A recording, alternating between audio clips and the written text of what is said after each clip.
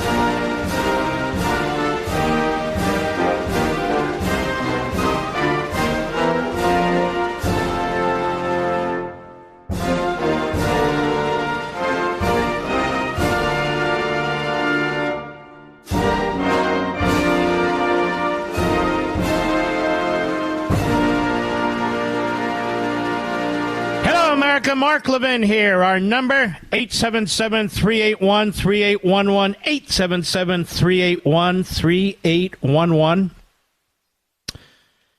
Lot to cover this evening. I hope you'll stick with us. I want to start with impeachment. I don't know what it's going to take. I really don't. To try and shake some sense into our Republican friends in the House. I'm not one to typically hammer away at the Republicans in the House. They're far superior to the Republicans in the Senate as a group. But that said, ladies and gentlemen, there are impeachable offenses committed by this president that punch you right in the nose, that every American can understand, that affects every American, directly, some indirectly. When you listen to some of my friends on TV or on radio go through a long iteration of monies that were given to the Biden family, you need to understand that the vast majority of Americans, their eyes glaze over.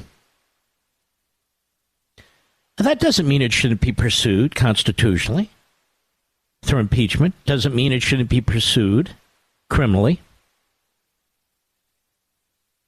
But you're selling impeachment, which is not a criminal process, the removal of a president of the United States. And when you have an overwhelming case that is understandable to Mr. and Mrs. America, why don't you use it? Now, what's Mark talking about now? It's only a matter of time till everybody repeats it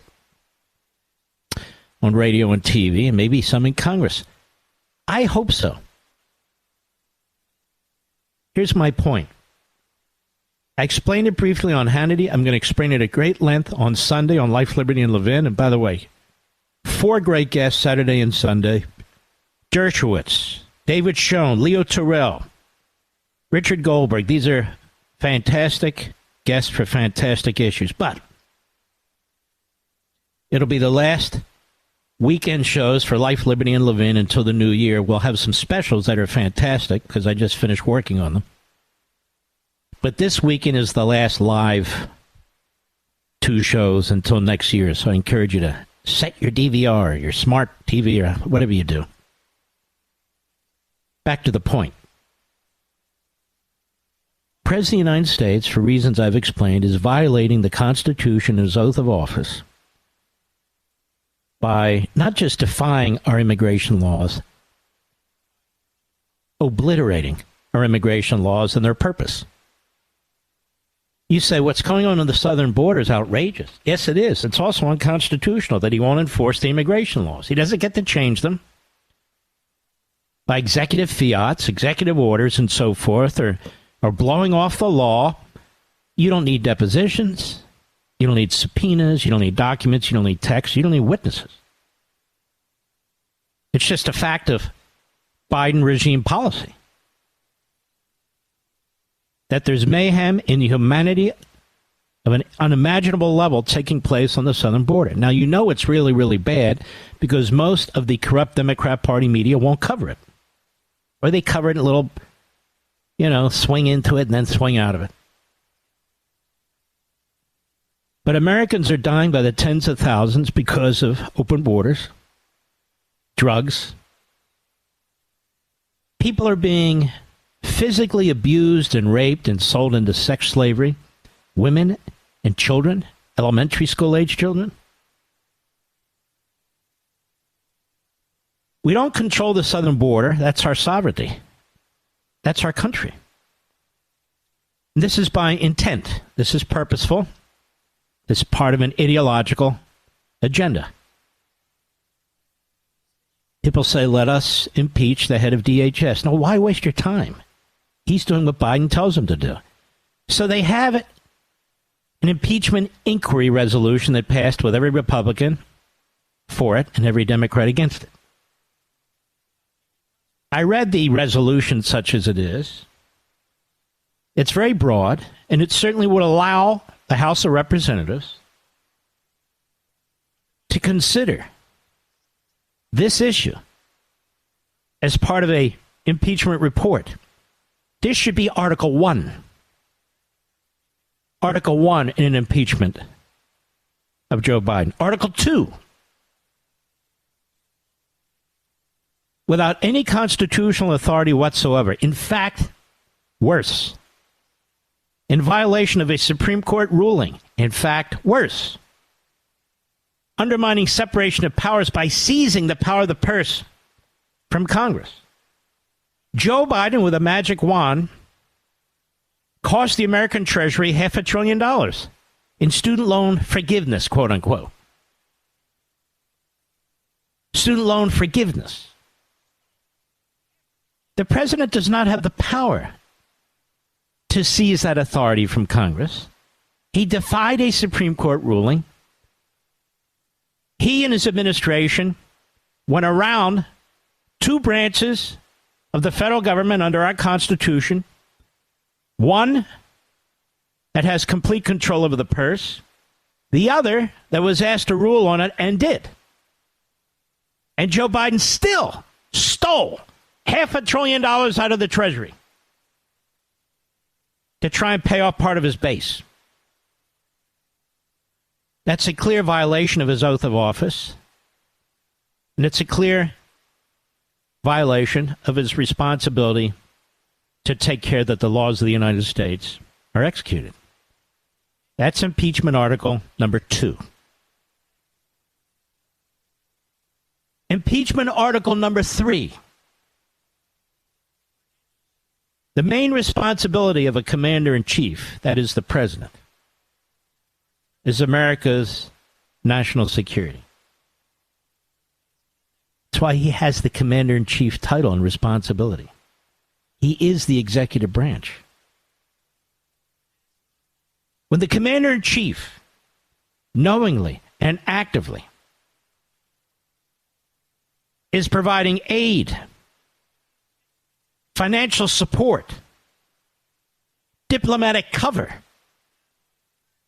for a terrorist regime that has killed American soldiers, that has kidnapped Americans, that as I speak is trying to kill more American soldiers and attack American bases in the Middle East, that is funding terrorist organizations like Hamas, Hezbollah, the Houthis, and many more.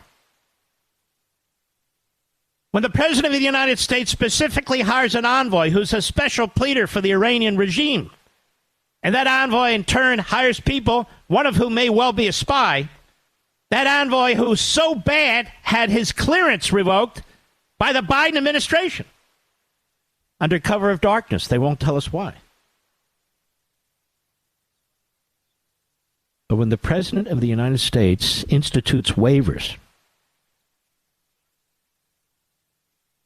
on a regime that ensures that tens of billions of dollars will pour into its coffers, that in turn takes that money and helps build weapons for Russia to attack Ukraine, that has built an alliance with North Korea, built an alliance with Communist China, and is funding all this terrorism, these attacks on Americans, when a president of the United States rearms this regime, rearms it, a regime that targeted our former Secretary of State, our former National Security Advisor for assassination. These are collectively an impeachable offense. It's a high crime. Article 1, Article 2, Article 3 are high crimes. What's a high crime? The framers looked, and among other things, English common law. It's where they came up with the idea of impeachment to begin with. They read it, they looked at it, and what did it say? It said that an individual who takes an oath and is thereby in a unique position of authority, who can affect the well-being of a society, who takes steps or fails to take steps to secure that society, has committed a high crime. That's what the word high means in that context. In other words, it's a constitutional violation. Joe Biden has done that on immigration. He's done that on the power of the purse. He's done that as a commander-in-chief who is funding our enemy. Article 3 is the third priority for impeachment. Article 1, Article 2, Article 3 in the Mark Levin impeachment are completely understandable by Mr. and Mrs. America. Let the Democrats and the media and the other members of the Praetorian Guard circle their wagons and try and protect their president. They will fail. These are black and white issues. These are good and bad issues. These are good and evil issues, right and wrong issues. And in every case, there's no need for subpoenas, documents, texts, phone records, witnesses. It's a matter of policy, the official policy of the Biden regime to do these things. To do these things. And then you can have Article 4, which is discussed endlessly on cable, where the 1, 2, or 3 chairmen of the various committees are brought in, where they speak quickly and talk about Devin Archer and this, that, and the other. They have a very strong case, I think, against Biden.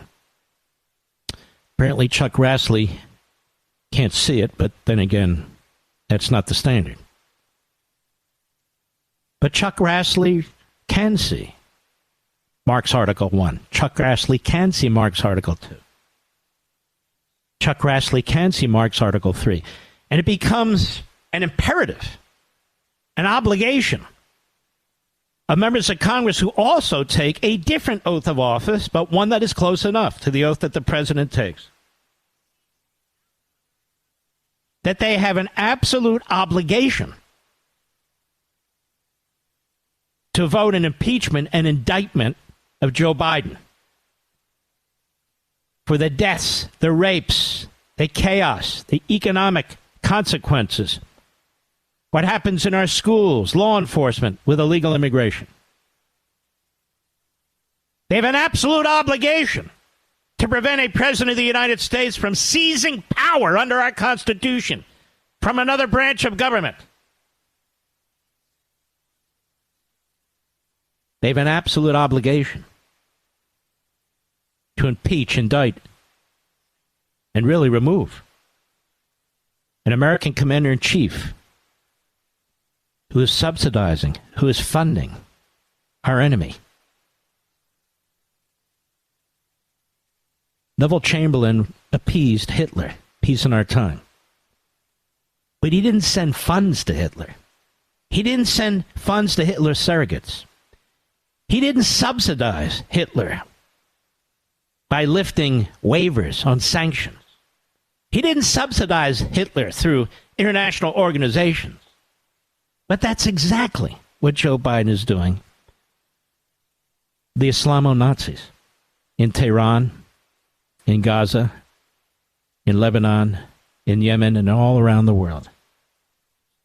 The American people see it and can understand it. Even those who aren't focused on politics. Article 4, the issues being discussed on the Hill and on cable and radio, they can't follow that. And when you have Democrats in the media really gumming up the works, claiming there's nothing here, lying about it, covering it up, makes it even harder. Again, it should, in fact, be Article 4 of impeachment. Because the Bidens sold Big Daddy's office. They made over $30 million. And if people don't want to believe that, they're blind to it. But people will believe and do understand the first three articles. I am pleading this case over and over and over again to the Republicans. Get your act together. You've got a strong, strong case if you do it right. I'll be right back. Mark Levin.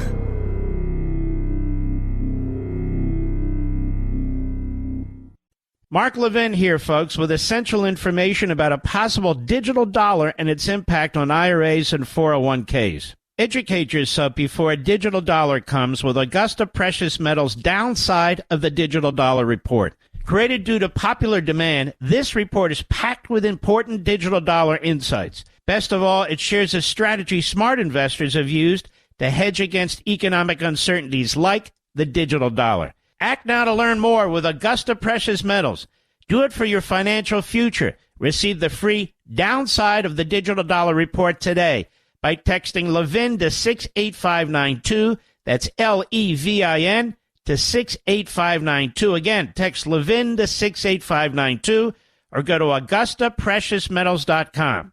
Text data and message rates may apply. Performance varies. Consult your financial professionals before making investment decisions and get risk disclosures at AugustaPreciousMetals.com.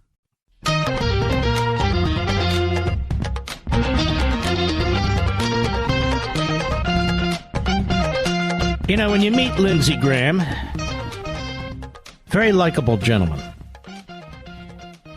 Very likable guy. But sometimes our friend Lindsey says and does pretty stupid stuff. Doesn't mean he's not a nice guy. Doesn't even mean his intentions are bad. But I watched a video where he was praising the hell out of Qatar. Qatar is a monarchy, in effect. It is run by inbreds.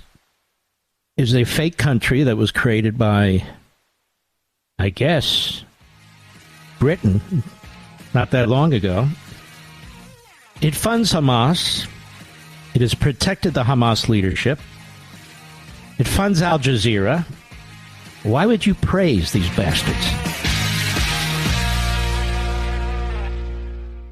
Mark Levin here, folks, with essential information about a possible digital dollar and its impact on IRAs and 401ks. Educate yourself before a digital dollar comes with Augusta Precious Metals' Downside of the Digital Dollar Report.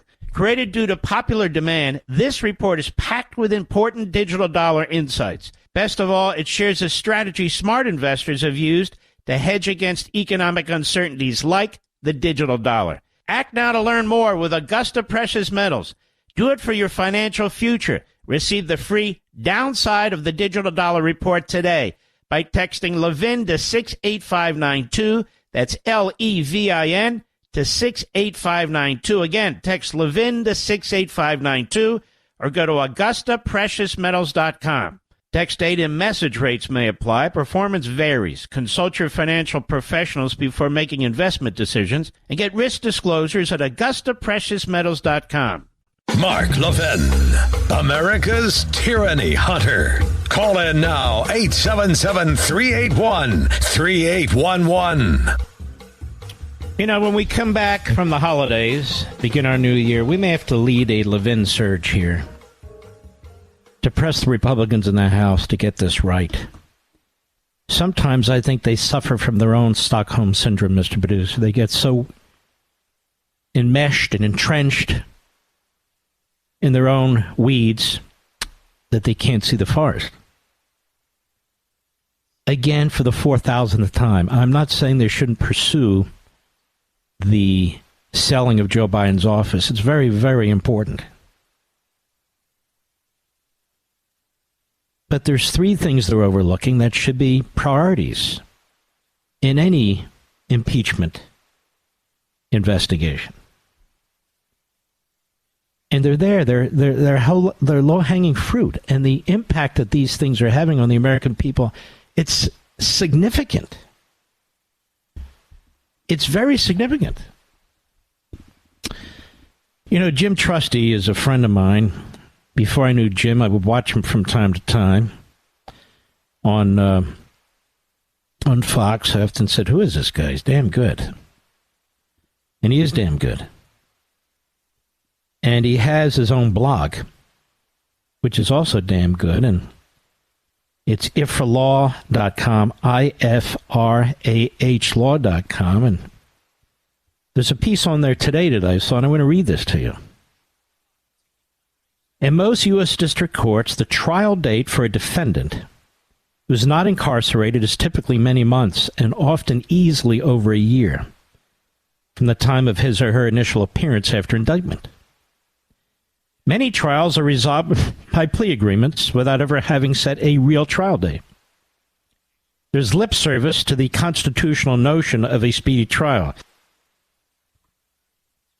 The easily avoidable clock ticking under a statutory speedy trial framework, but of the single-digit small percentage of cases that actually proceed to trial, most wait 12 to 18 months or more, depending on the complexity, for the actual onset of the trial.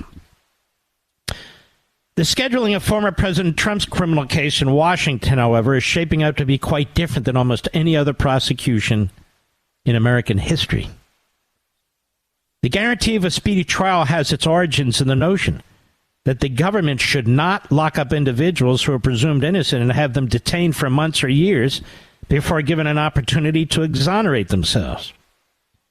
It can be a Pyrrhic victory indeed for a defendant to serve a couple of years in jail to win a trial and learn that the maximum penalty for the crime was less than what he actually already served in a pretrial setting. And while there is a largely academic public so-called right to a speedy trial, the heart of the protection lies with the defendant. Enter the machinations within U.S. versus Donald Trump. At the August scheduling conference for this insurrection without charging insurrection case, beautifully put, Jack Smith pushed for jury selection in December and a trial in January. Trump's team asked for a highly improbable mid-2026 start date. But Judge Chutkan settled on March 4, 2024, the day before Super Tuesday primary, and a date markedly closer to Smith's high-speed suggestion. Defense counsel noted that there were millions of pages of discovery materials to sift through, and that they could not be ready that quickly. And by the way, they have a right to put on their own case, too. So that's just dealing with the government's part of the case, not even their part of the case. But the judge displayed no sympathy for their position, at least that early into the case, and she announced an unwillingness to let a defendant's professional obligations for political aspirations in this case serve as a basis for a delay. By contrast, in South Florida, Judge Aileen Cannon has taken a more typical, incremental approach to the Mar-a-Lago documents case scheduling. She's concerned the process of sifting through classified materials for use at trial, SEPA procedures, is going slowly. So while she set a trial date for next year, she's also suggested that the date is not in stone, because she's treating it like a case, a real case. The parties will come back in court in March to give her a progress report, and presumably at that point a final trial date will be set. Judge Cannon has also suggested that it is entirely appropriate for her to consider the calendars of all the parties when it comes to setting a trial date. And he says, from my 23 years in federal courts, that desire to set a collectively acceptable trial date is the norm, not the exception. So what's going on in D.C. is the exception in every respect. Meanwhile, back in D.C., the defense raised the issue of presidential immunity, which was shot down by Judge Chutkan in her December 1st order. 6 days later, the defense appealed the ruling to the Court of Appeals for the D.C. Circuit. Typically, the Court of Appeals ruling would not likely come before early March's trial date. Consequently, the prosecutors did something quite unusual. As they calculated the calendar of the appeal, they asked the Supreme Court to jump in and make a ruling without waiting for the intermediary court's decision. The express reason for the petition, which was granted this week, that's outrageous, by the way, was to do everything possible to keep the March 4 trial date. And in explaining the need for expedited Supreme Court involvement, Smith and his lawyers wrote, quote, nothing could be more vital to our democracy than that a president who abuses the electoral system to remain in office is held accountable for criminal conduct, unquote. Flowery and pejorative language aside, the quote does not explain the obsessive need that the case take place on the eve of Super Tuesday.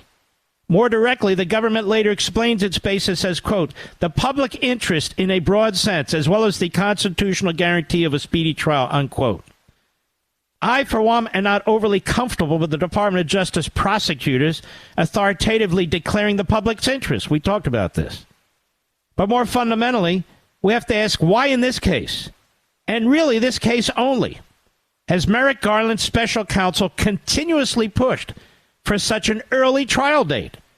Is the prosecution's keen interest in a speedy trial one of principle or one of politics? Now, the underlying issue itself, whether prosecution of a former president for allegations during his presidency is constitutionally permissible, or whether there's a way to carve up immunity between core responsibilities and conduct essentially unrelated to holding office, is an interesting and important one. And the Supreme Court is poised to make a historic and apparently expedited decision. But lost in the procedural shuffle is a Department of Justice level of aggression and an apparently similar sentiment from the trial judge that is propelling a complicated, unique, and historic prosecution along an unnecessarily fast track. Whatever the verdict and any outcome on the appeal, a rush to convict and imprison a presidential candidate before the election will cause more systemic damage to our criminal justice system than would displays of fairness and patience. Very well said. Now let me take the baton from there. That's the process. He's 100% right. Now let me go to the substance. What is this issue? Well, Jack Smith is always pushing the edge of the envelope. He's always looking for ways to twist the law, to creatively apply a law that doesn't apply, like the Klansman Act. He's always putting courts in a position to make fundamental decisions. And in the case of the district court in Washington, and quite frankly, the circuit panel, 2 Obama appointees, 1 Biden appointee, were more than happy to go along. So what's at stake? According to Judge Chutkan, Donald Trump's not a king, and just because he was president and made some decisions when he was president doesn't mean he's immune from prosecution for making those decisions when he was president. Now think about that. Not only has that never been litigated, think about how dangerous that is. All because they're trying to convict him in Washington, D.C. using 4 preposterous statutes that have nothing to do with insurrection or seditious conspiracy, even though he's arguing the case, making the case for both without having been forced to prove it on these other charges that they're bringing. That is an abomination. But anything goes in Judge Chutkan's courtroom because she knows, well, maybe she'll be appealed in reverse, but it'll be okay because she, in her mind, is stopping Hitler. Worse than Hitler. But back to the point. The reason sitting presidents are not to be indicted, and there's several important reasons, is not because the Constitution says it, because the Constitution doesn't say anything. It's because it's been agreed by Republican and Democrat Departments of Justice alike, attorneys general alike, and it's been agreed for more than half a century that you can't charge a sitting president because he is the executive branch. He's the third branch of government. You cannot allow unelected prosecutors, unelected judges, unelected trial juries to decapitate the executive branch. The President of the United States and the Vice President of the United States are the only people in our body politic where the American people vote for as a whole population, not like a senator or a congressman or what have you. So number one, the thinking is you cannot allow a prosecutor or a judge to do such a thing that clearly violates the intention of the framers when they set up three branches of government. Number two, if you're just your typical defendant and you're charged of a crime, you fight for your life, you fight for your freedom, you fight for your reputation, you fight to keep your house. You have to be focused on it 100% of the time. You're up against the United States government. It has endless resources, endless prosecutors. It leaks like a sieve to the media. It's a frightening thing. Now, when you're president of the United States and you're indicted and they're trying to do that to you too, actually put you in prison while you're president of the United States, you have all these responsibilities to the country. You are the third branch of government. It's not all the bureaucracy. You're the third branch of government. You're the only person elected by the body politic as a whole. And the belief is, and it's correct, that you can't spend your time full time fighting for your liberty, fighting for your innocence, and at the same time serving as commander-in-chief and all the other responsibilities presented to a president of the United States. That's the second reason. Now I'll give you the third reason why a president has immunity, which should carry forward to the ex-president under very specific circumstances. If you're president of the United States, and the Supreme Court rules, whether in an expedited fashion or ultimately, that this immunity thing goes as far as the moment there's an inauguration of a new president. After that, you have none. Well, this is a decision, if that's the position, that confuses 2 points. President Trump isn't arguing that he has brand new immunities as an ex-president, that he can do anything he wants as an ex-president, or any ex-president could do anything they want and therefore can't be indicted. Yes, they can.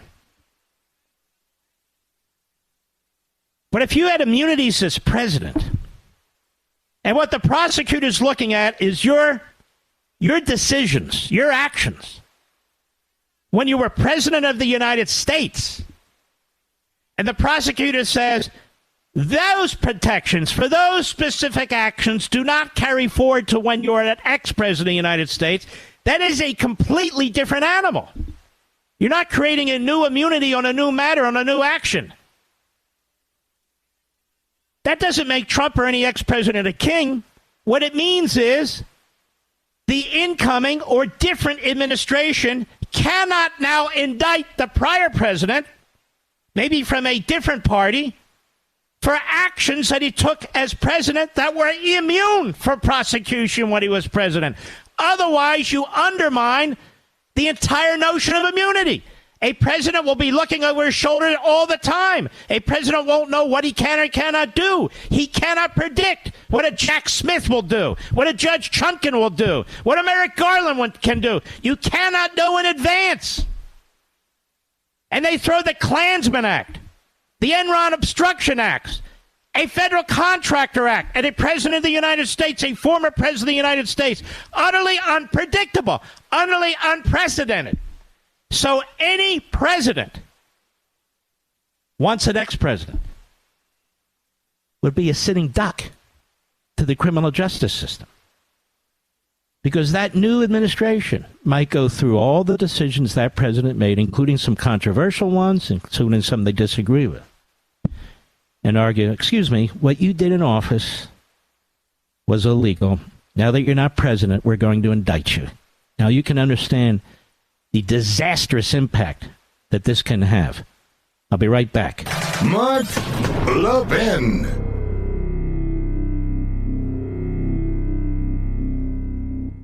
Mark Levin here, folks, with essential information about a possible digital dollar and its impact on IRAs and 401ks. Educate yourself before a digital dollar comes with Augusta Precious Metals' Downside of the Digital Dollar Report.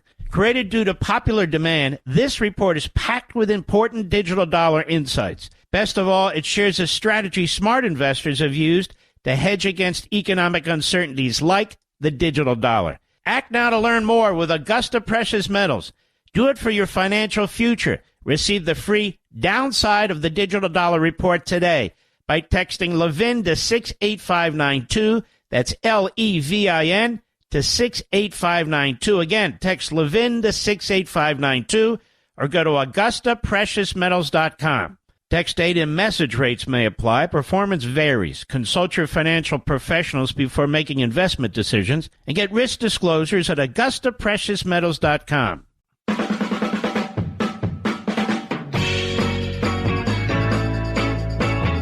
Next hour, stick with me. I'm going to demonstrate how, as a result of a decision by the circuit in Washington, D.C., Joe Biden could be subjected to hundreds, if not thousands, of civil lawsuits when he leaves office. Mark, what do you mean? Stick with me, folks. This is cutting edge here. You can tell I don't regurgitate what others say. They regurgitate what I say. Just stick with me. I'm going to explain how Joe Biden can be swamped, swallowed up, devoured by civil litigation. How he could lose everything he owns as a result of an outrageous decision by the circuit court in Washington, D.C., where they were trying to destroy Donald Trump's finances. Stick with me. I'm going to explain how Biden will be subjected to many civil suits when we return. This segment of the podcast is exclusively sponsored by Pure Talk. Pure Talk offers great coverage and can save your family money on your wireless bill every single month. Go to puretalk.com to find the plan that's right for you. Thank you again for listening, and thank you so much for this sponsorship, Pure Talk. He's here. He's here. Now, broadcasting from the underground command post, deep in the bowels of a hidden bunker, somewhere under the brick and steel of a nondescript building, we've once again made contact with our leader, Mark Levin. Hello, America. Mark Levin here. Our number, 877-381-3811, 877-381-3811. I want to remind you we have a flash sale. No, we're not flashing, a flash sale. You know, the miscreants and malcontents who come on my site, I don't understand why they come on the site. Why bother? Oh, he must not be selling books. Ladies and gentlemen, we have sold hundreds and hundreds of thousands of books. I'm the number one conservative author in America year after year. It's not about selling books. We put these books aside for the holidays. They're limited edition. We're trying to price them in a way that you can enjoy them, not break your bank, and give them to family members. One category of the books has run out. Another category exists. I want to encourage you, if you're interested in having a first edition, limited edition, signed copy of The Democrat Party Hates America, this is your last chance. And it's 50% off until Sunday, because they want to get the books to you in time for Christmas. It's a simple website link, and it's on my website if you want to link directly. It's levinsigned.com. Levin signed.com. That's it. We have people who won't buy it if it's $3, so it doesn't matter. Now, what's interesting is the signed copy of the book, if you act now, before the end of the flash sale, is actually less expensive than buying it from Amazon, where it's like 45% off, and it's not signed. So I wanted to bring that to your attention. If you wish to participate in that, I think it would be a great gift for patriots in your family, for Levinites in your family, conservatives, and also people who you're trying to persuade to leave that evil, damnable party. So it's available for you if you're interested.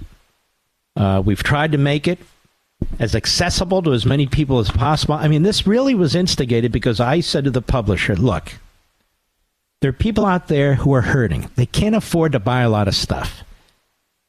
I can't just go on the air and do this. Why don't we find a way to slash the price? We have in advance these signed editions. Why don't we do that? And they magnanimously said yes. They're not making a ton of money off this. I don't think I'm making anything. It doesn't matter. So they're there. If you're interested, if you're not, it's okay. They're not going to be there long. I've been through this before. Certainly not with a flash sale. We've never had a flash sale. I never even heard of a flash sale. 50% off. You act now at levinsigned.com. Levin signed.com. It's as simple as that. Now, Mark, you had us hold on. You were going to tell us how Joe Biden's going to be sued. Let me explain. It's very simple. But these things are ignored by the media. They're even ignored by conservatives. Why, I don't know. But this is my area. This is my focus. It has been all my life. The circuit court in the District of Columbia, the appellate court, a panel on that court, typically a majority Democrat, because under Harry Reid and Obama, they expanded the court and they packed the court with Democrats. This is what they do. This is why a Republican, particularly a Donald Trump, really doesn't have a chance in that jurisdiction.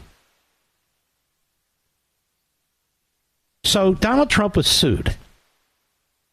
He was sued by a police officer who alleges that he was harmed on January 6th. He was sued by a member of Congress who alleges he was harmed on January 6th. Even though, despite all the investigations and the charges and so forth on the criminal side, there's simply no evidence that Donald Trump had anything to do linking him to any violence that occurred on January 6th. Nobody has been able to draw that conclusion other than to give a hyperbolic opinion, like a Dizzy Lizzie Cheney or that. But there's nothing to support it. Nothing. In fact, the evidence is otherwise. You don't offer the National Guard if you're telling civilians to violently attack the Capitol building, and on and on and on. I don't want to relitigate that, but here's the point. You would think, okay, look, you can't do that. Now that Trump's out of office, he can be sued. That kind of an allegation could be made, and the court ruled yes. Yes. If you can assert damages, material damages, and you have a colorable argument where you believe you can link Donald Trump to it, you have a right to your day in court. You believe that, Mr. Producer? So the Washington, D.C. Circuit Court, overwhelmingly Democrat, threw the door wide open and said, yes, you can sue Trump civilly, Mr. Police Officer, even though he never harmed you, even though he never told anybody to harm you, even though he's not charged with any kind of a violent crime or supporting any kind of a violent crime. You can make the allegation and you'll have standing and you can bring the lawsuit against Donald Trump. Oh, and so can you, Mr. Member of Congress. You can do the same thing. Wow. Really? So I got to thinking. Joe Biden's policies in violating the Constitution, federal immigration statutes, his policies of having a wide open border have created mayhem. Mayhem have cost people in the aggregate billions. Look at the property owners on the border and beyond, the ranchers, the damage that has been done, the criminality, the assaults, the stealing, the robbing. People have been killed. People have been raped. Young people have died from fentanyl. The border's wide open. We've never seen anything like this in American history. So I got to thinking, if it is the view of what's considered, in a strange way, the second highest court in America, the Circuit Court in Washington, D.C., it's not formally, but it's thought of that way because it hears all these cases involving the government. Well, then that applies to Joe Biden. And in fact, it applies to Joe Biden much more directly than the ruling of that panel on that circuit court against Trump. What do I mean? Joe Biden's policies of having an open border are intentional. Joe Biden's policies of breaking immigration laws, as well as the Constitution, therefore, are intentional. Joe Biden knows that the consequences of his policies lead to violence and death and so forth and so on. The statistics don't lie, and you're not blind to the video. Joe Biden has been asked over and over again, please uphold the immigration laws, secure the border. He will not do it. There is a more direct and material link between Joe Biden and what he's doing and the anarchy and mayhem and so forth that's occurring in our country, on our southern border and now our northern border.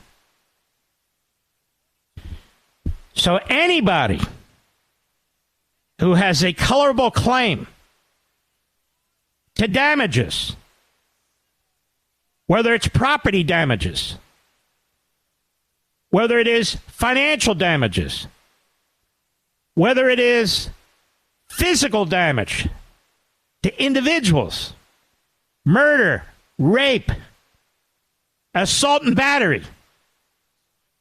According to the D.C. Circuit Court, according to the Washington, D.C. Democrat Court, you have a cause of action, a civil cause of action with real damages against Joe Biden.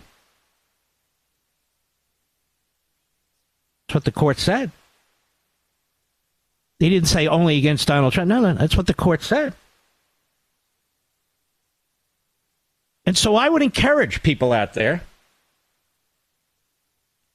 when Joe Biden leaves, by hook or by crook, to consult a competent lawyer,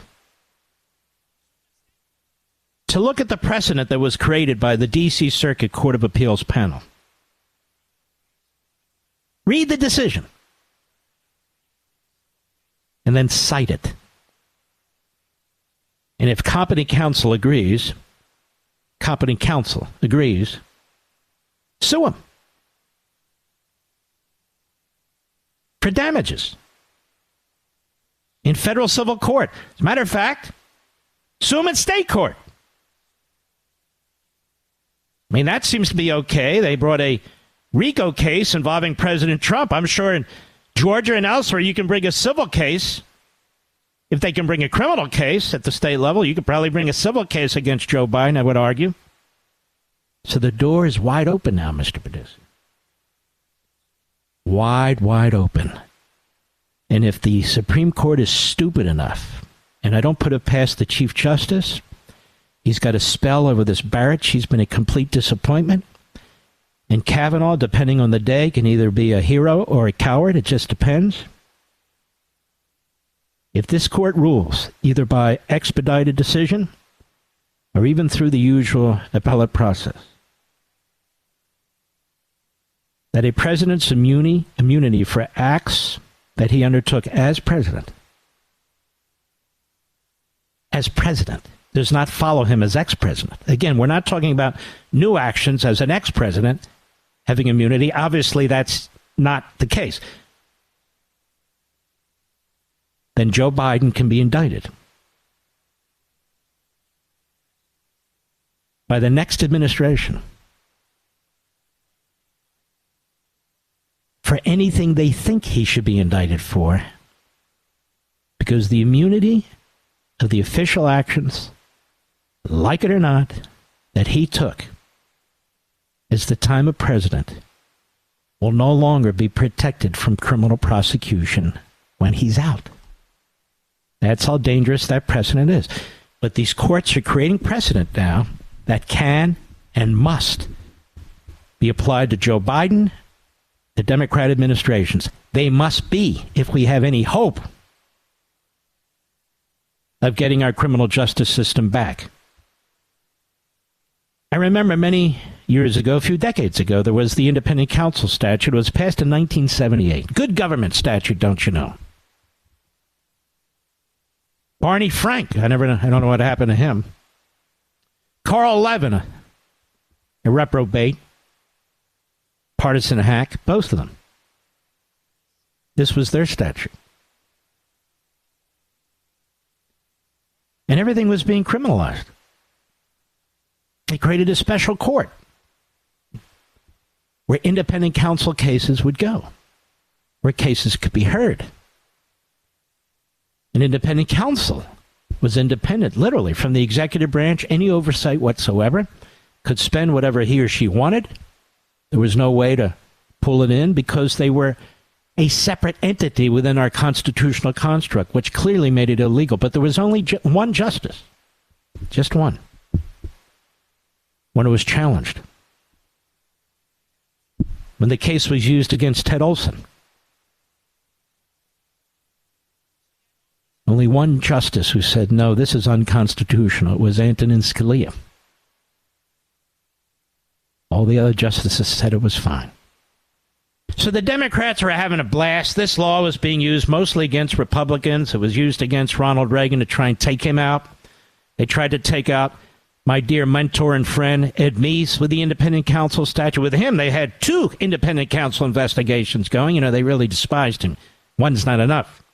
And so you had all these independent counsel investigations going on. And then what happened? Bill Clinton came into office with his beautiful bride, Hillary. And independent counsel investigation after independent counsel investigation, the statute had a hair trigger. This good government statute had a hair trigger. And even Janet Reno, who didn't want to do it, had to keep assigning one case after another for an independent counsel investigation. And she assigned most of them to the late, great, and I mean great, Ken Starr. The Democrats were outraged. This statute wasn't intended to apply to Bill Clinton. But it was. And you had a secret court. How do I know all this? Because I was lead counsel for Attorney General Meese when he left office in the Iran-Contra matter. I, as part of Landmark, but I litigated the case. I litigated in front of a secret court that was created. All kinds of abuses of power committed by the independent counsel, the use of grand jury information, and well beyond. The entire statute was unconstitutional. It was un-American. So both parties finally agreed in Congress, both parties, to let the law lapse. It had a time frame to let it lapse. And it died because of mutual assured destruction. And I'm circling back to this decision by the D.C. Circuit panel. That sure, you can sue Donald Trump if you make an allegation. You'll have standing. Just colorable. You don't have to have actual connections that Donald Trump caused the assault that occurred to this police officer, and Donald Trump caused the assault that occurred, that this member of Congress has accused Trump of being involved in. Sure. Okay, then now the door is wide open.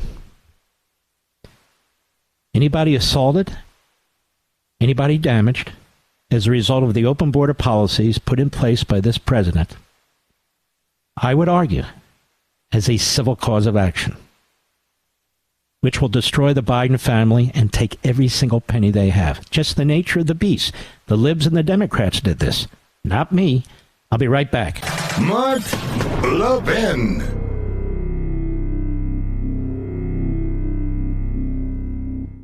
Pure Talk has you covered for the holidays with a free Moto G5G phone. No gimmicks, no trade-in necessary. Just sign up for Pure Talk's unlimited talk, unlimited text, 15 gig data plan, just $35, and get the Moto G5G phone free. But here's the deal. You need to move fast because these phones are almost gone. So if your current phone is on life support, upgrade for free with Pure Talk. Enjoy 2-day battery life, an exceptional quad pixel camera, and a whole lot more. Just go to puretalk.com/Levin, Levin, to get this exclusive offer and to select the plan that's right for your family. Remember, Pure Talk gives you America's most dependable 5G network at half the price. So make the switch today. Go to puretalk.com/Levin, that's /Levin, to claim your free Moto G5G phone with qualifying plan. Again, puretalk.com/Levin. Pure Talk, simply smarter wireless. Joe Biden has a very bad habit that costs a lot of people their lives. Funding two sides of a war. He's doing it in Ukraine. Iran is flooded with cash, liquidity, because Joe Biden waived the sanctions on Iran. Iran is helping Russia fund its war against Ukraine. At the same time, we've been providing funds to Ukraine. But I want to focus on Joe Biden providing funds to terrorists and the Islamo-Nazi regime in Iran while supporting Israel with armaments, and what he's doing now. Very important. I'll be back. Pure Talk has you covered for the holidays with a free Moto G5G phone. No gimmicks, no trade-in necessary. Just sign up for Pure Talk's unlimited talk, unlimited text, 15 gig data plan, just $35, and get the Moto G5G phone free. But here's the deal. You need to move fast because these phones are almost gone. So if your current phone is on life support, upgrade for free with Pure Talk. Enjoy 2-day battery life, an exceptional quad pixel camera, and a whole lot more. Just go to puretalk.com/Levin, Levin, to get this exclusive offer and to select the plan that's right for your family. Remember, Pure Talk gives you America's most dependable 5G network at half the price. So make the switch today. Go to puretalk.com/Levin, that's /Levin, to claim your free Moto G5G phone with qualifying plan. Again, puretalk.com/Levin. Pure Talk, simply smarter wireless. Mark Levin, Liberty's General Patton. Call into the Mark Levin Show now at 877-381-3811. That would be me. All right, Mr. Producer wants me to get down to business here, which I always do anyway, don't I, Mr. Producer? I think so. Ladies and gentlemen, Joe Biden's anti-Semitism is starting to sprout from every one of his pathetic pores. Even his his cornrows on his forehead that he had implanted many decades ago. Now he's telling Israel, I want that ground war done in 3 weeks. Now he's actually withholding certain armaments from Israel. He's demanding that Netanyahu either step down or get rid of some of his Orthodox Jewish partners in the government coalition. He's telling the democratically elected government in Israel to dissolve itself. He is telling the Israeli people and the over 500,000 people, 500,000 Jews who live in Judea and Samaria, you must give up your ancestral homes. You must give it up to the Palestinians. And so while he's providing just enough for Israel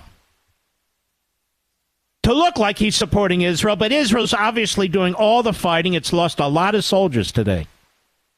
If it was bombing indiscriminately, as Biden accused it, it wouldn't have lost 10 soldiers in one battle today. In order to avoid killing civilians that Hamas kills regularly.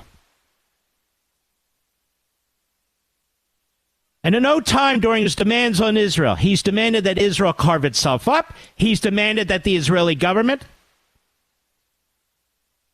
duly elected, democratically elected, dissolve itself.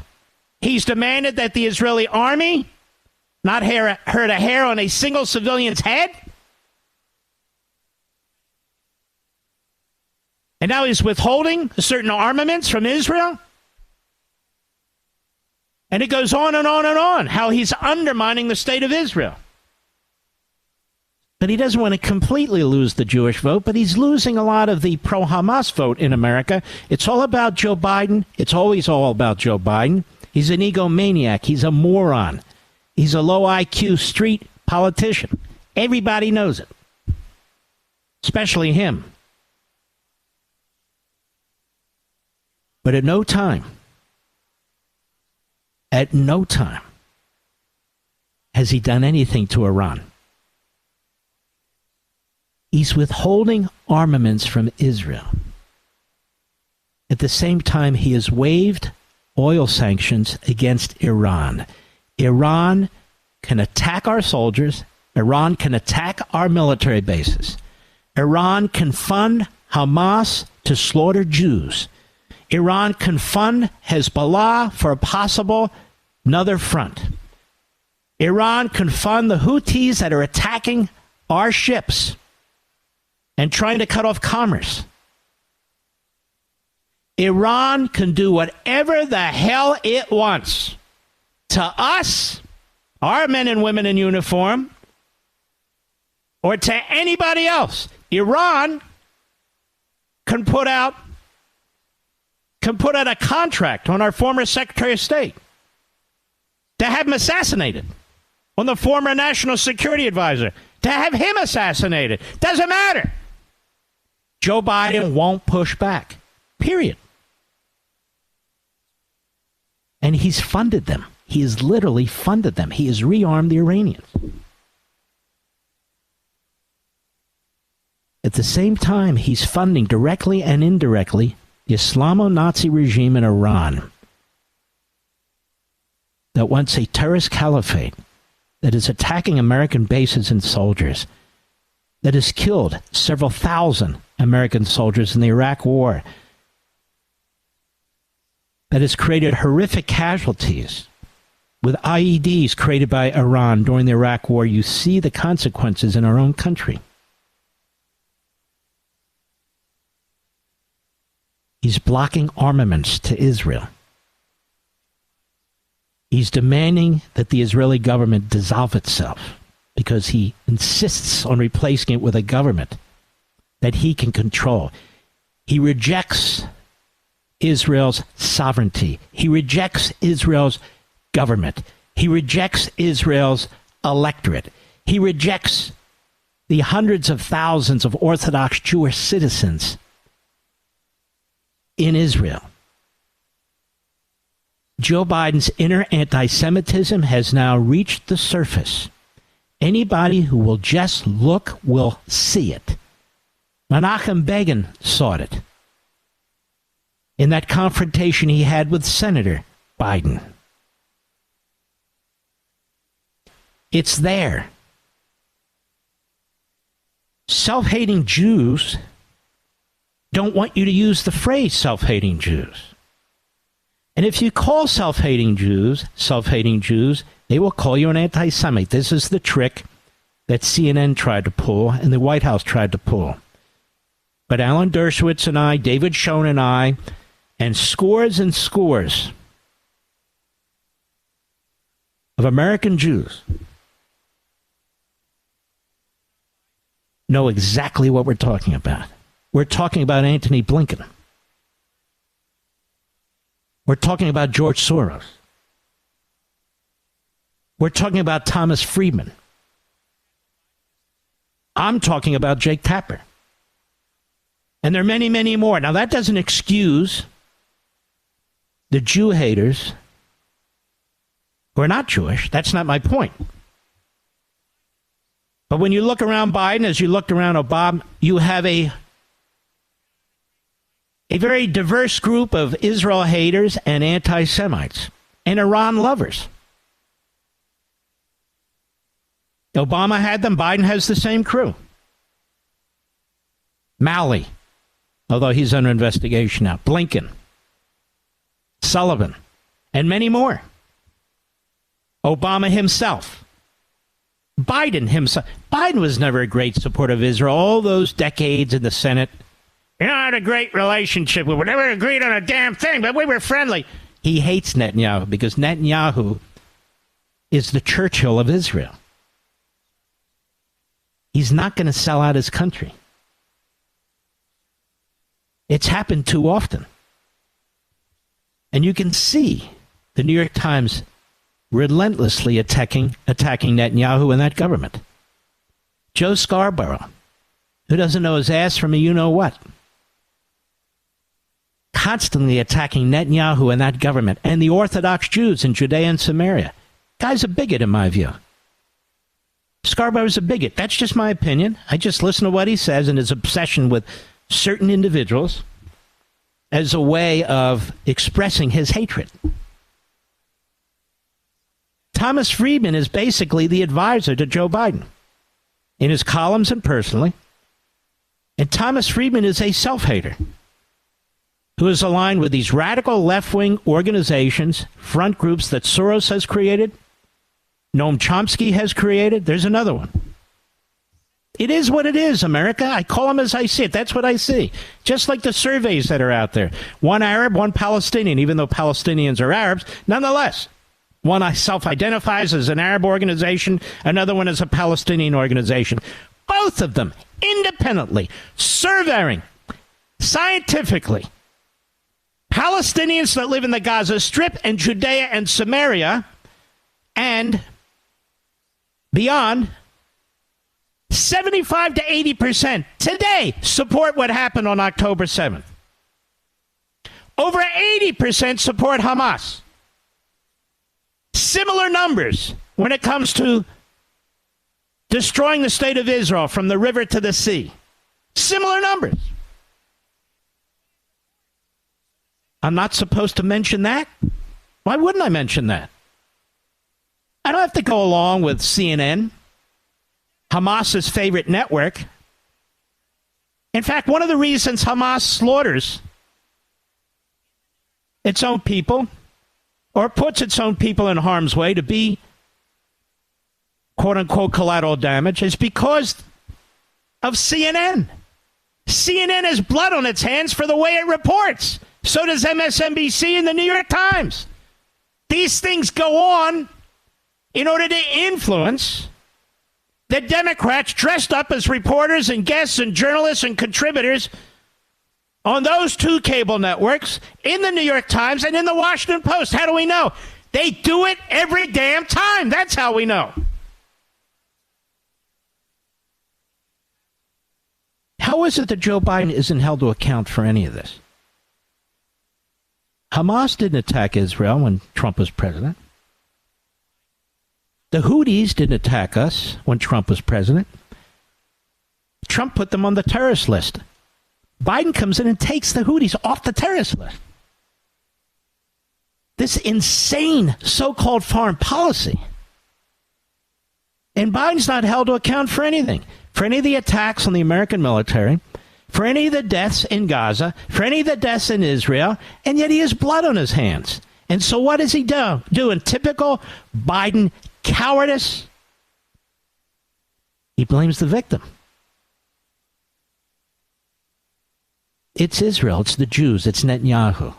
If they'd only listen to what I say, Biden, if they would only do what I tell them to do, there'd be peace in our time. He's worse than Neville Chamberlain. As I said, Chamberlain didn't help fund the Nazis. Biden is funding the modern-day Nazis. He funds both sides of wars, all sides of wars.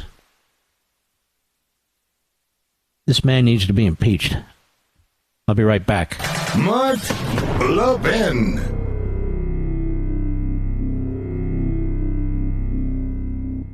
Pure Talk has you covered for the holidays with a free Moto G5G phone. No gimmicks, no trade-in necessary. Just sign up for Pure Talk's unlimited talk, unlimited text, 15 gig data plan, just $35, and get the Moto G5G phone free. But here's the deal. You need to move fast because these phones are almost gone. So if your current phone is on life support, upgrade for free with Pure Talk. Enjoy 2-day battery life, an exceptional quad pixel camera, and a whole lot more. Just go to puretalk.com/Levin, Levin, to get this exclusive offer and to select the plan that's right for your family. Remember, Pure Talk gives you America's most dependable 5G network at half the price. So make the switch today. Go to puretalk.com/Levin, that's /Levin, to claim your free Moto G5G phone with qualifying plan. Again, puretalk.com/Levin. Pure Talk, simply smarter wireless. Isn't it amazing? I've been giving this a lot of thought, too. They talk about MAGA Republicans. Biden, CNN, MSNBC, reprobate Republicans turned Democrats, reprobate Republicans turned, well, still Republican. MAGA as if they're Nazis. Everybody who supports Trump, Dizzy Lizzie, anybody who supports Trump, Kingsinger, the media, you might as well be wearing white robes and dress up like Democrats of old. But don't you dare cite a scientific survey, not just one but two, that demonstrate conclusively that the overwhelming, vast majority of Palestinians in Gaza and Judea and Samaria are Jew-hating, anti-Semite racists. That's what the polling shows. I challenge any media outlet, every media outlet, this coming Sunday, your reprobate hosts, both surveys, with the graphs. Show them to the American people. Show them to the world. Discuss the findings. Explain who conducted the surveys. Do it. Or are you just going to sit there and talk about MAGA? Frauds and phonies and fakes, and they were in the 30s and 40s, which helped lead to the Holocaust. When we got the Holocaust, they covered it up. Virtually every damn news outlet at the time. And their great hero, Franklin Roosevelt, wanted them to cover it up. We've been here before. This is the stench of the 1930s and 40s. This is the stench of the Democrat Party, the skunks. Everywhere they go. I'll be right back.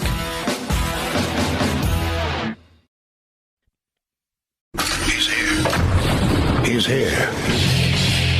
Now, broadcasting from the underground command post, deep in the bowels of a hidden bunker, somewhere under the brick and steel of a nondescript building, we've once again made contact with our leader, Mark Levin.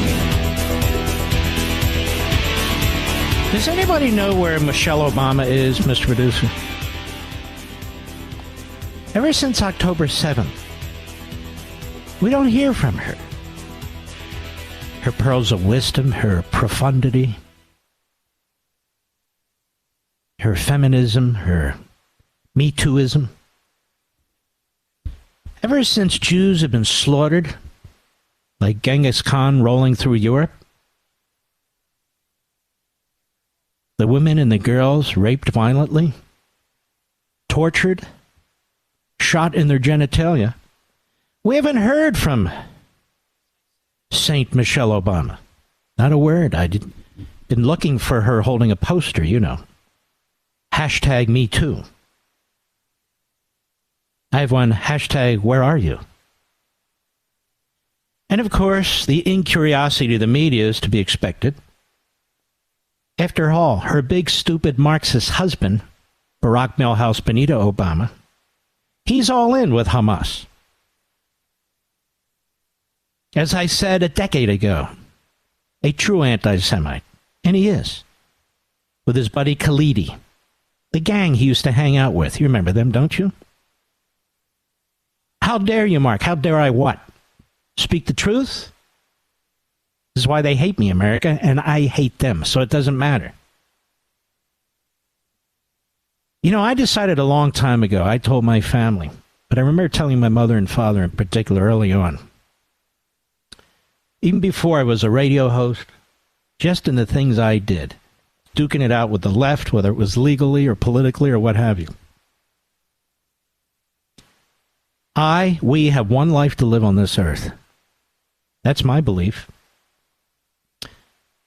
Now, there's a lot of theories and religious beliefs about what happens after you die, but flesh and blood, while I'm on this earth, I want to make a difference for my fellow Americans, my fellow human beings.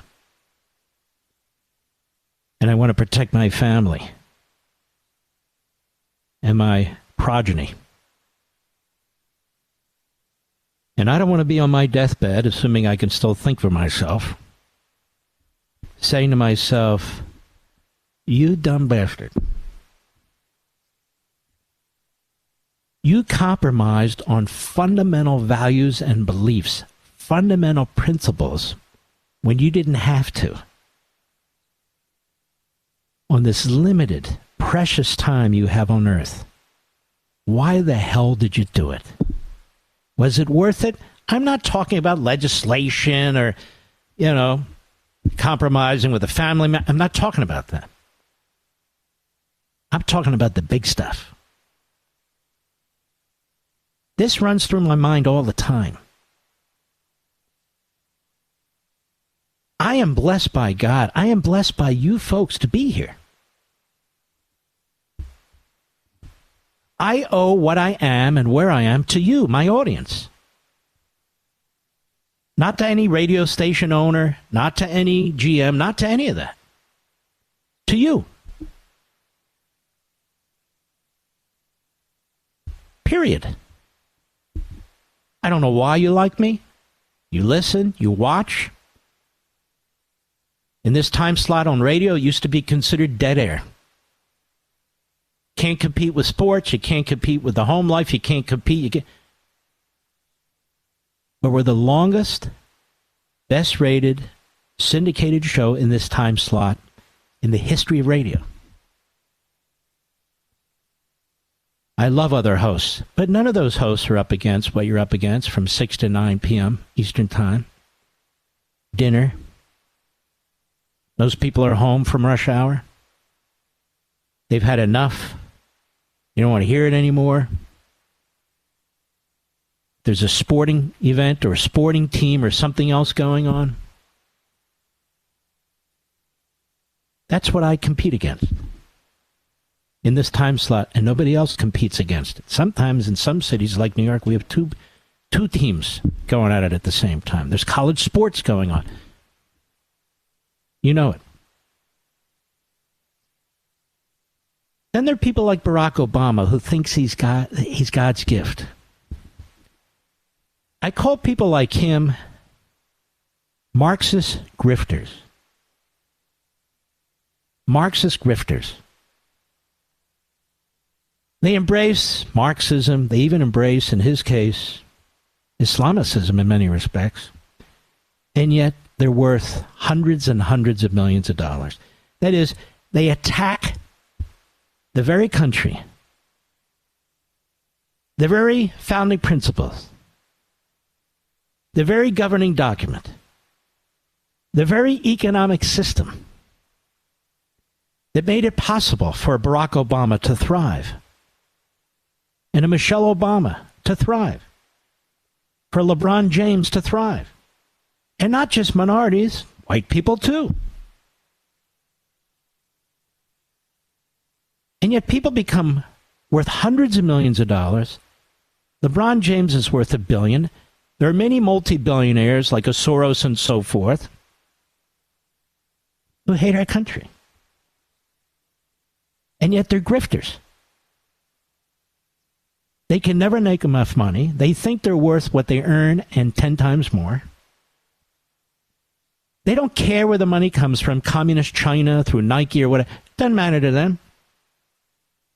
While they preach civil liberties, while they pretend to be civil rights activists and mouthpieces, they're frauds, phonies, and fools. They're grifters, Marxist grifters. I have nothing but contempt for LeBron James, who walks into a stadium where his son's playing basketball, draws the spotlight toward himself, not toward his son, sits on his ass in the middle of the national anthem.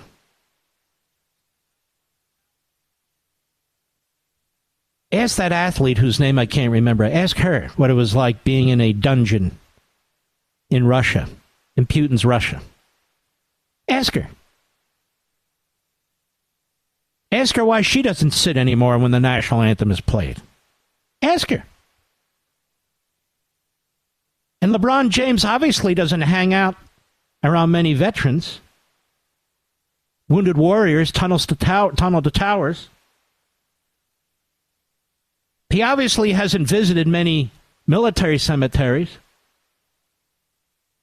Headstone after headstone after headstone after headstone of 18-year-olds, 20-year-olds, 25, 30-year-olds, 35-year-olds who went to war so he could be a Marxist grifter.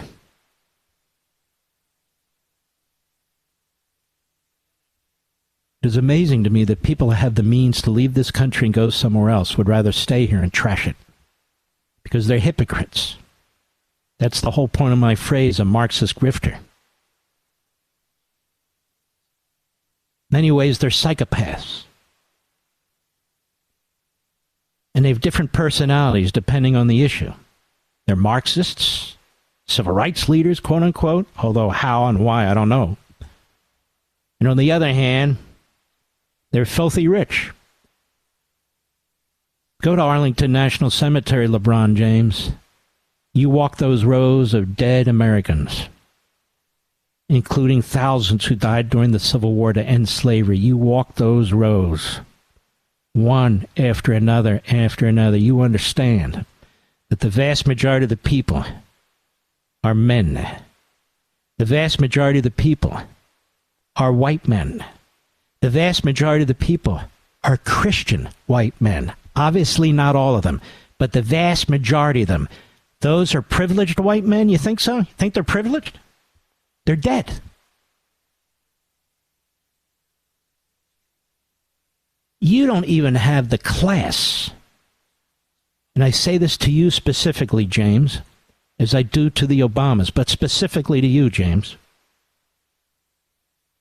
to show them any respect. Because it's all about you. You're an egomaniac. Only in America does some guy bouncing around a basketball become a billionaire and is treated like royalty and has multiple homes and servants and butlers and Lamborghinis and Rolls Royces. and then pretends to be a civil rights leader, pretends. Trashes his own country. Go to Arlington National Cemetery, LeBron James, walk those rows one after another and understand something. When you were getting a multi-million-dollar contract, they were going to war. None of them ever earned 1/1000% of what you earn. Never lived in the kind of luxury that you live in. But they fought so you could. And you sit on your ass during the national anthem.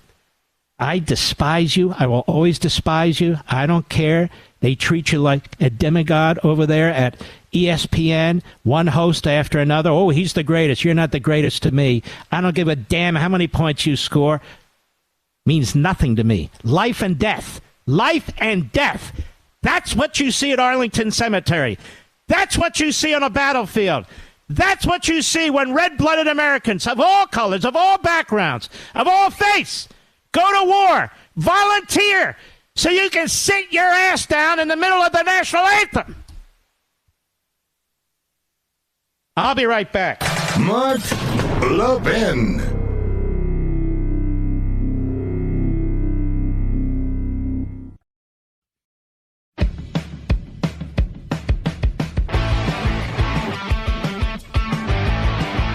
It's always a pleasure to have our buddy Chip Roy with us. Chip Roy, how are you, sir? Mark, I'm doing great, buddy. How are you? I'm doing great. I need you to help be a messenger for me and my audience a little bit. Before you say yes, I want you to hear me out. Yeah. Joe Biden has committed unequivocally impeachable offenses when it comes to the border. He has violated his oath of office. He's violated the Take Care Clause of the Constitution. It's as bright as day. You don't need hearings. You don't need depositions. You don't need subpoenas. Joe Biden has violated separation of powers. He has seized the power of the purse from the House of Representatives by forgiving $500 billion in student loans from the Treasury. Even the Supreme Court said he didn't have the power to do that under separation of powers, but he went around the court and around Congress and did it. And number three, Joe Biden is literally funding our enemy in Iran. He's the commander-in-chief. And he put waivers on all those sanctions that Trump had in place, the biggest of all, involving oil. He rearmed Iran, which rearmed Hamas, the Houthis. They are attacking American soldiers. He's not doing anything about it. We've never had a president in American history who armed our enemy. So I understand all the laptop stuff and the accounts and the wash-through. But I challenge members of Congress, you go home and you ask people, who is Devin Archer? People don't know who Devin Archer is. You go home and you ask people, what do you think about what's going on the border? What do you think about that student loan forgiveness? What do you think about us funding Iran? They will understand that. Those are impeachable offenses. That is a high crime under 17th and 18th century English common law. So I'm asking you, my brother, why aren't we prioritizing this in a way that we will actually be able to effectively achieve the goal, which is to impeach a man who has violated multiple parts of the Constitution, and the American people understand it and support it? What do you say to that? Well, Mark, first of all, I couldn't agree more. And I think the answer to your question, unfortunately, is that there are a number of my colleagues on the Republican side of the aisle who take a view of high crimes and misdemeanors that you and I would disagree with. They take a narrow view of it rather than understanding that when a president or, for example, his secretaries, like Secretary Mayorkas, who violate their oath of the Constitution, who, as you said, do not follow the Take Care Clause of the Constitution to take care of the laws faithfully executed, who do all the things you just described, who endanger the American people, that all of these things are, in fact, as the framers intended, high crimes and misdemeanors. We have at least, I don't know what the number is, probably up to 10, certainly a handful of members who have stipulated that they don't believe those are high crimes and misdemeanors. They say, oh, you have to committed a crime and so forth. The history does not bear that out. Some of my colleagues say, oh, that's maladministration, Chip. That's not, one, that is not maladministration. They are blatantly ignoring their duty. They're purposely doing it. They're endangering the American people. The President of the United States is doing that intentionally. Wide open borders, fentanyl pouring in, killing our kids. They're not doing what they're supposed to do. They're funding our enemies in Hamas. They're funding Iran. These are all things you and I know. But they say, oh, no, but Chip, that's not actually, that's just maladministration. You just don't like what he's doing. No, he's not following his oath. So I'm with you. Because of that, we are, of course, trying to make the case, which I think we can, of the rampant corruption that we're dealing with respect to Hunter Biden. But I'm with you. I think these are impeachable offenses. I think they're nakedly impeachable offenses. And if we don't start doing that, we're just giving our country away, hiding behind these hyper-technical, wrong-headed definitions of high crimes and misdemeanors. Maladministration, we know that was suggested and shot down at the Constitutional Convention. How is maladministration the intentional violation of every single effective immigration law, the consequences being death, rapes, selling children into slavery, the overwhelming of our cities and towns? That's not maladministration. That is a high crime. If that's not a high crime, there's no such thing as a high crime. That's number one. Every president who's been impeached in the past was not impeached for a financial offense. They were impeached because they didn't uphold their oath. Now, you cannot seize the power of the purse from the House of Representatives and give away $500 billion without any authority whatsoever and call that maladministration. That's an intentional violation of the Constitution. You cannot be funding our enemy by lifting sanctions, by giving them waivers, which they're now using the money to attack American soldiers, and call that maladministration. That is insane. So are there not at least enough chairmen who are now looking at this? What about Jordan? What about Comer? What about the other guy? I can't remember him over there at the tax committee. He can't, but the impeachment resolution that I read, and you can correct me, Chip, if I'm wrong, but I read it, is broad enough where you can bring up other issues. So I'm not saying it should exclude, obviously, selling the vice president's office, which he did. I'm talking about these other issues that have a direct impact on society and the people of this country. Can't they at least begin inquiries into that, too? Because I'm not seeing it.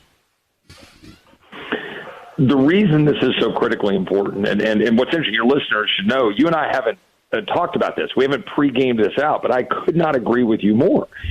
And it's important and it's critical because it goes to the core of what's happening to our country, that we're losing our country by the second, by virtue of the complete punt by the Congress of our powers to the executive branch, sitting back and just letting him roll right over the Constitution, blatantly disregarding our Article I powers, using the Article II powers completely inappropriately. The student loan process is a perfectly good example, but there's countless other examples, right? All right, I have to take a break. Indulge me if you can. Hold on. I want to carry over the break if you're here, if you're able to be here. The great Chip Roy. We'll be right back. Mark Levin, the thunder on the right. Call in now, 877-381-3811. We're here with our buddy Chip Roy. You know, Chip, I know you understand this, but the whole idea of separation of powers is that each of the three branches would jealously guard their own authority. Now, the Democrats have gotten around that because they don't care about separation of powers of the Constitution, so they're happy to throw in with a radical court or a radical president, violate separation of powers, and do all that stuff. But it is absolutely unacceptable that Republicans throw in with a Democrat who is destroying the country by violating our immigration laws, who is destroying the country by spending like a drunken Marxist, including this student loan fiasco, and who is arming the enemy of the United States that is attempting to kill American soldiers in that theater over there. If they don't stand up to Joe Biden, then there's nothing that can, right? No, Mark, you're exactly right. I mean, and let's go through a couple of them. You've talked about some of the key ones, right? But we're talking about the border, where they're blatantly misusing the parole powers and asylum powers. There's supposed to be exceptions to leave our border wide open and exposed, killing Americans. They're using the blatant abuse of power to allow student loan forgiveness under emergency powers, a blatant abuse of power. Abortion tourism, the Department of Defense, blatant disregard of the text of the law. How about all of their energy policies? Solar panel mandates using the Defense Production Act, a blatant abuse of power. Mandates now for electric vehicle mandates by 2032, 2/3 of the American fleet, driving up the cost of every American's cars, driving up inflation, making us more dependent on China, all using abuse of power. And the problem is our Republican colleagues are not standing up and fighting. We continue to fund this government, fund this president. We refuse to use the impeachment power to strip the president of this abuse of power. And it's a mistake. Just today, we yet again allowed a major bill to move off the floor, sent to the president with a more Democratic votes than Republican votes off of the floor of the House, with the National Defense Authorization Act, with a FISA extension to continue to allow the abuse of FISA authority without checking it, reforming it. We did the same thing with the continuing resolution in December, a continuing resolution in October, the so-called Fiscal Responsibility Act last May, all had more Democrat votes than Republican votes. We are not holding this administration accountable. That needs to change. I hope Speaker Johnson, coming into the new year, will realize we need to use our powers to check Biden to take our country back. The problem you have in the Republicans in the House, let's be honest, you live and work there, you don't have a functioning majority. That's your problem. You simply don't. The party is too divided. You've got majority of rhinos. You've got a significant number of members from the base, but it's not a governing majority. And so that's why primaries are important. Go ahead. No, that's exactly right, Mark. We don't, but we're trying to work on it. I mean, I will say this, and you and I agreed on this. We were trying to work through last year. We did a lot of great things. We got a good border bill done. We got a good national defense bill done because we were working the system. We were working with Kevin to get it done. I disagreed with the motion to vacate in September. Now we've got Mike. He's a good man. But now we're dealing with the normal powers that be coming in and saying, hey, we know how to do this. We'll get this done. And now it's this uniparty in Washington who are trying to call the shots. We need conservatives to stand up, work with Mike, and we need to advance an agenda early this year to hold spending in check. We need to hold the president accountable. You're right, Jim and Jamie and all of us, we need to hold Biden accountable, not just with these laptops and Hunter Biden stuff. I mean, it's all there. It's bad. It's corruption. We need to pursue it. We know that they're up to their neck in corruption, and the money's flowing into the Biden family. We can pursue that. But you're right. It's bigger than that. It's an abuse of power. We need to pursue that, cut spending, force them to secure the damn border, and then get busy doing what we can do to get Ron DeSantis or Donald Trump elected president next year. Well, it's interesting you bring that up. You know, I didn't think much of it. Nikki Haley, I didn't know much about her. She's governor of South Carolina. Okay, great. She was pretty good UN ambassador, but they pretty much just give speeches. And then she turns on DeSantis and the Republican legislature that's duking it out with Disney and says, oh, they can come here. Then you start, and that's what turned me on her. And then you start to look at her record. She's taken 5 positions on every subject. When it comes to China, she was slobbering all over Xi. She wrote a love letter to Xi. She's giving them land in South Carolina. And then she claims she's tough on them. Even most recently, war breaks out with Hamas, and she's talking about we should allow Palestinians to immigrate to the United States. Are we out of our minds? And now she's backed by all these billionaire uniparty types, Democrats, who want to use her to go after Trump. And I'm going, and now the Republicans, the establishment in Washington, is now circling the wagons. Koch is throwing in. They're all throwing in behind Nikki Haley. Am I missing something? Not at all. And we just saw her just last week, talking about how, we don't want to have, the government getting involved with these, transgender surgeries or whatever. It's like, were you kidding me? We got like child mutilation going on and we shouldn't be involved in protecting children. I mean, look, you talked about the Palestinians, you talked about the Chinese deals, the land deals, and then trying to get Disney to South Carolina. It's absurd. And yes, the establishment's circling the wagons because they like to do that. They want their safe places. But here's what's really important. Donald Trump, we know what he'll do. He comes to D.C., he takes on the establishment, and they bit back. Governor DeSantis, we know what he'll do, what he did in Florida. I support Governor DeSantis. I would support either of them. Governor DeSantis is my first choice. Here's what you need to know about Governor DeSantis out to your listeners. He told establishment donors to pound sand. They were saying, we're going to give you a lot of money to a super PAC this last spring if you will back away from abortion in Florida. He told them to pound sand because he's a man of character and conviction, and he's the governor of Florida, and he said, we're going to stand for life. That's the kind of people we want in Washington and the White House. That's why I support Governor DeSantis. That's why I think it's a mistake for the people to get fooled by this, latest rush to Governor Haley. I think I think it'll fizzle. But boy, this is their big stand. The Wall Street Journal editorial page, the Peggy Noonan types, the Karl Rove type, the usual characters, the Bushies and the Ford types that actually really never supported Reagan. Even Peggy Noonan was a writer with Dan Rather. She came on board late, but you wouldn't know it if you listened to her. It's really amazing. And you might recall, while we're talking about this, Chip Roy, a couple of decades ago, the Wall Street Journal wrote an editorial, and they had a proposal that we amend our Constitution, and they said 5 words. You remember this? The borders shall be open. Did you know that? Yep, I do remember that. The borders. The Wall Street Journal. Yeah.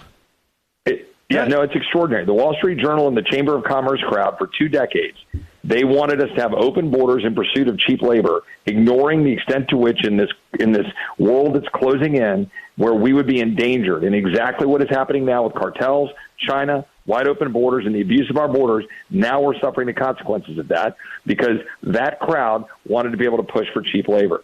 And instead, they're killing the Americans, killing American jobs, destroying our schools, destroying our hospitals, making us unsecure, attracting terrorists, making it to where FARC and other terrorists can come across our borders, fentanyl pouring in and killing our kids, all because they wanted to sort of, we'll feel good, aren't we? We're the open, welcoming society. Yes, if you follow our laws, if you come here to become American, if you learn English, if you figure out how to, learn our values, Western civilization values, instead of allowing all sorts of folks to come here and change what we've done that has led the world. Without America, we don't have a world that is growing and is spreading the great blessings of prosperity that we've done through the sacrifices of the people who bled and died for this country. And yet we're just turning it over. I mean, Mark, 10,600 people came across the border and got encountered yesterday, 12,000 last Tuesday. I know. Let me ask you a question. It's kind of a personal question. I'm going to ask you on the air. It's the holiday. Do you remember the first time we met or spoke? I'm trying to remember. Do you remember? Oh, man. I think what it was when I was working for Governor Perry and was getting ready to write a book for Governor Perry, or with him, I should say, and I wanted your advice. And I got a mutual friend connected us, and you were kind enough. I'd worked in conservative politics. You were kind enough to connect me and give me advice about what to do and how to write it. And then we built our friendship then when I went to Then we hit it off. From then, so, yep. And I want the audience to know you went through life-threatening cancer, and you beat it, right? Yeah, I mean, Lord willing, I'm knocking on wood over here. Was blessed to go to MD Anderson. A little side note on that. I went to MD Anderson. I was able to get care. Today, as a member of Congress, I would be on Obamacare. And as one of my constituents who's fighting cancer right now, she's a wonderful woman. I just spent Thanksgiving weekend with her. She is now unable to go to MD Anderson because she's on Obamacare, like I would be on as a member of Congress. She can't go to MD Anderson because, quote, even though she's covered, they're not a part of the network. What the hell kind of coverage is that? That's what these liberals have done. And so, I, as a cancer survivor, believe very much in having the opportunity to go get the kind of care I was able to get at MD Anderson, the great cancer hospital. And we've messed up our friggin' healthcare system so bad that someone I love and care about, one of my constituents, she's a dear friend now. I've met her since I ran for office. She can't go there. And we're trying to get her treatment and help. We're trying to support her. But it just makes me so mad what we've done to the hardworking middle class in this country who can't afford cars, can't afford houses, can't afford health care, can't send their kids to a school where they won't be indoctrinated, can't trust their government to secure their borders, can't trust their government not to bankrupt, our country with spending with money we don't have. And it's just killing me. And I'm sitting in Congress going, why the hell are we here? We're letting Democrats run the show. It's also amazing if you dare to question Obamacare and say, I'll replace with something better, which is what Governor DeSantis has said. Oh, you want to take health care away from people. It's amazing the way the media twist all this stuff, isn't it? No, because what we want to do is provide a place where you can get health care instead of having basically insurance-run, insurance-managed, government-regulated health coverage that doesn't allow you to go to the doctor of your choice. I was just talking to some entrepreneurs in Austin today about what they're doing to drive down the price of care with direct primary care, go to the doctor of your choice, with insurance products that allow you to share across not just like health sharing ministries that are church funded. This is actually a market driven deal where you can have health accounts and share across that and go into the market and buy health and health care, and it drives the prices down. Our government doesn't want you to have that choice. Our government wants to control your life. They want to control your speech. They want to control everything about how we live. And you know what? We're going to win. I'm sounding a little negative about my frustration in Washington. We're going to win, Mark, because of people like Riley Gaines, who stood up and said, you know what, I am a girl and I want to swim against girls.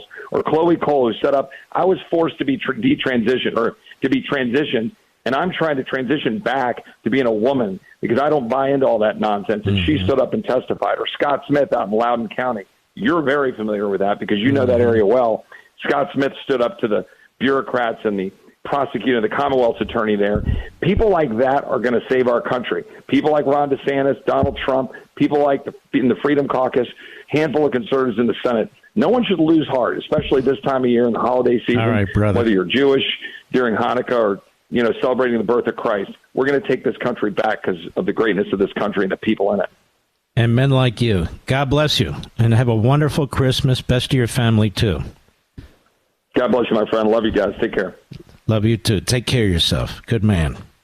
Be right back. Mark Levin.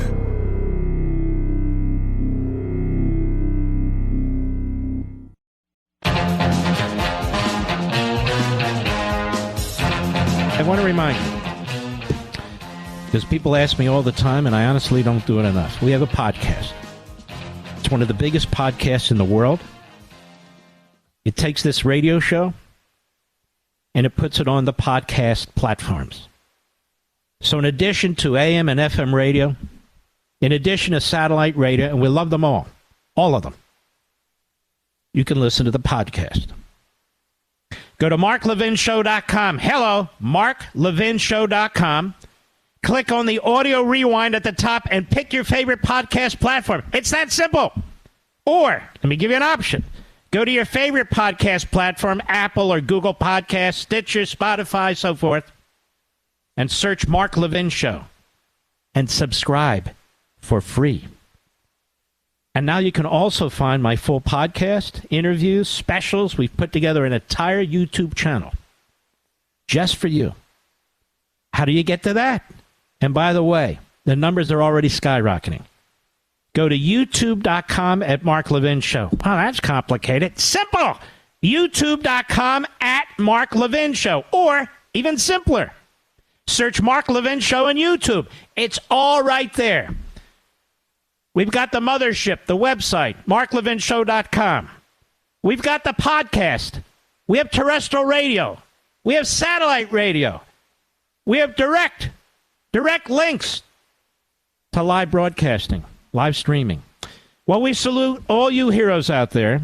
We stand with all our brothers and sisters all over the world and here when we stand together. And I'll see you tomorrow. God willing, America. God bless each and every one of you. Have a good night.